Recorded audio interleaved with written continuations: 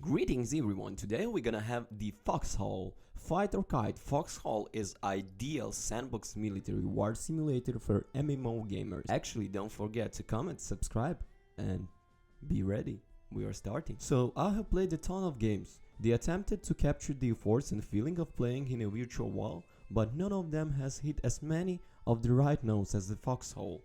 Most of those gamers will focus on the combat, running, gunning, and claiming territory by wiping out the enemy or meeting some other conditions. In Foxhole, while there is a fair amount of combat, it is equally as important that players in the backlines harvest craft and supply those positions on the front. The games take place in a time period similar to 1940s, but it has nothing to do with either of the Great Wars. There are no actual real-world countries represented in the game, nor any of the real-life issues that involve the reign.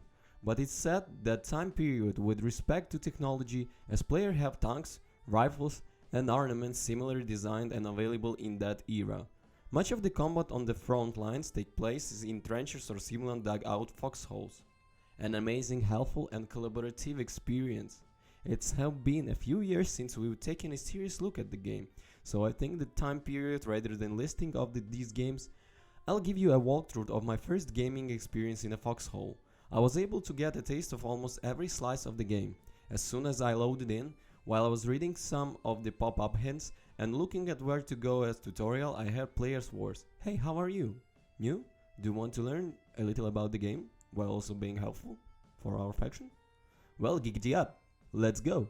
Usually I'd want to see what the true beginner experience from the tutorial forward is, but I really couldn't turn down an opportunity like that one. Another new player that spawned right after me agreed as well, and the three of us began our evening tasks. It began by a discussion on types of resource available and where to get started. He helped us some harvest gear, find some trucks to load the new raw materials into, and directed us where to go. So we drove off and started smashing trash for the raw materials. We loaded up our trucks, drove back to a riflery and set the raw means to be converted some process one. There was a short time to wait for that to compete. So while we waited, we parked out harvesting trucks and got some trucks suited for the new materials. Once those were loaded up with refined goods, we drove across the streets to factory to make some useful. Our guide gave us advice on what was the best to help our faction in different events. In this case, we choose to make shirts. Basically, bases need suppliers to allow players to respawn there. I think the number of the shirts at a base is the number of respawns available. Once we waited a little longer for the final product to be crafted, there was loaded up into another truck and made our way toward the front lines. Now it does appear that an individual player has some fast travel capabilities when you don't want to move yourself, but if you have a truck full of equipment, you have to haul that puppy personally.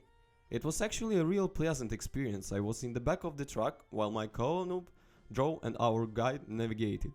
He had ton of useful tips about the game that raised the bar on the overall game experience. I'm not sure it wouldn't be even half as fun for me to have Rat thrown as a solo. But as group, it was a cool time. Finally, about 10 or 15 minutes later, when we arrived at the front base, he showed us how to deliver the goods and even was kind enough to hold the equipment so that both my co-noob and I were able to deliver some supplies. The reason he didn't this was that the both of our names would be sent out to the team indicating we have delivered supplies, and we both got some commendations and thereby some XP to level up. After that, he helped gear us some actual combat and we went through the trenches. I didn't last at all. I probably would be aided by playing the actual tutorial on how to fight, but I didn't hate the combat experience in any case. I mentioned this at the top, but I really wanted to drive it home a bit more comparing its gameplay to some specific MMO war games. The first comparison based on the time period might be called Call of Duty games. Foxhole is no way attempting to run that road too, where code is aiming for the realism in the graphics and intensity of the combat due to the first person viewpoint. Foxhole takes a more strategic approach to combat. For starters, Foxhole uses a top-down POV with very limited range of visibility. If you have a rifle equipped and you hold down the right mouse button to aim, the camera will be forward further than you can point.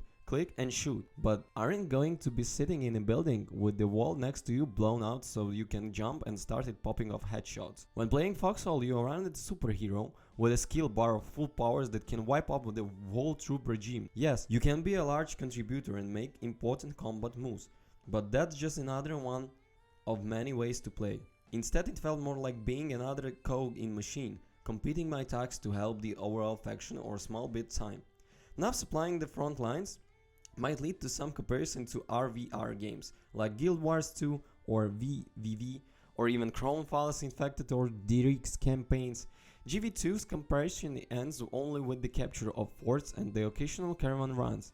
Crowfile is much closer, but it's still more heavy, a game about the combat side things. In Crowfile, players are fairly reliant on the crafters to build up stockpile of decent gear and materials for upgrading forts, but it doesn't feel as impactful.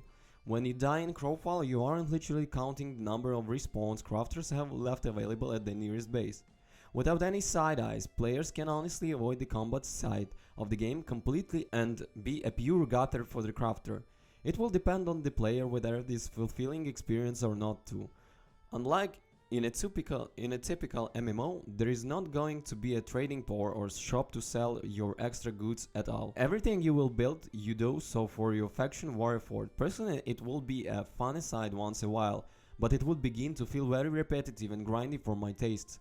There is no say there aren't personal rewards for supplying frontline base. In fact, whenever you do, a message goes to your faction indicating that you are done so, which often results in players sending commendations for you, which in turn can level you up. Now the fact you aren't going to be dropping half the enemy forces with the headshots to solo capture a base, and the crafting is going to make you ultra rich. I didn't even begin to describe all of the different buildings, gear and ornaments you can build for your faction, or how critical and crucial was watchtowers and even roads are efficient to safe travel. If you are even played it or not, do a shot. I'd love to hear how you experience this. Leave the comments in the comment section. Peace.